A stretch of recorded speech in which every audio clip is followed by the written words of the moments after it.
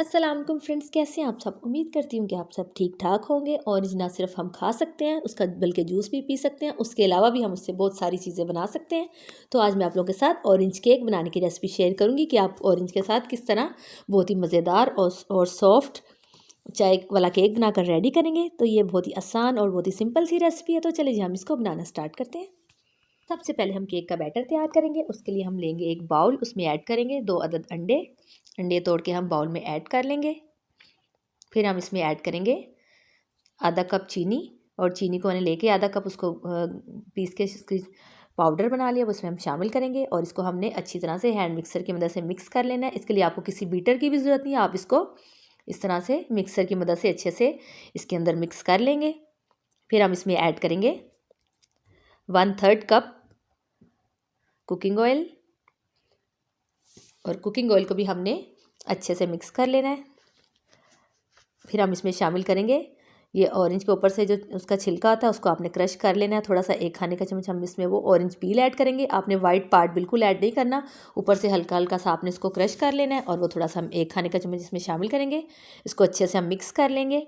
अब हम इसमें ऐड करेंगे ड्राई चीज़ें, 1 कप मैदा, 1 खाने का चम्मच हम इसमें ऐड करेंगे बेकिंग पाउडर, और 1 चुटकी हम इसमें शामिल करेंगे नमक। फिर हमने इसको स्पैचुला की मदद से इसके अंदर अच्छी तरह से फोल्ड करते हुए इसको मिक्स करते जाना है। आपने इसको बहुत ज़्यादा ओवर मिक्स नहीं करना, बस आपने इसको अच्छी तरह से इसके अंदर मिला लेना है। ये थोड़ा सा थिक बैटर होगा क्योंकि अभी हमने इसके अंदर इसका मेन इंग्रेडिएंट ऐड करना है, वो हम आगे चल के इसमें ऐड करते हैं। मैदे को हमने अच्छी तरह से मिक्स कर लिया है। अब मैं इसमें ऐड करूँगी 1/3 कप ऑरेंज जूस, वो हम इसमें ऐड कर लेते हैं। इसको हम अच्छी तरह से मिक्स कर लेते हैं। इसमें कोई भी किसी किस्म का एसेंस हमें ऐड करने की ज़रूरत नहीं है, क्योंकि इसके अंदर हमने फ्रेश ऑरेंज का जूस ऐड किया है, और ऑरेंज का जो ऊपर से पील है वो हमने ऐड किया है। उससे इसका बहुत अच्छा फ्लेवर आता है और खुशबू भी बहुत अच्छी आती है। अब हमने इसको बैटर को रेडी कर लिया है। अब हम इसको केक टिन में ट्रांसफ़र करते हैं। मैं टी केक बना रही हूँ, इसलिए मैं लंबे वाला केक टिन लूँगी। उसको मैंने अंदर से ग्रीस करके ऑयल के साथ बटर पेपर पहले बिछा के रख लिया था। उसके अंदर मैं इसको सारा ये बैटर ऐड करूँगी। और आप इसको चाहे तो पतीले में भी बेक कर सकते हैं, चाहे तो आप इसको ओवन में भी बेक कर सकते हैं। पतीले में आपने इसको 50 मिनट्स के लिए करना है, और ओवन में आपने इसको 40 मिनट्स के लिए बेक करना है। ये देखिए बहुत अच्छा परफेक्ट बेक हो चुका हुआ है। अब मैं आपको इसको कट करके दिखाती हूँ किस तरह सॉफ्ट और मज़ेदार बना है। इसको ठंडा कर लेंगे पहले। ठंडा करने के बाद हम इसको मोल्ड में से निकालते हैं।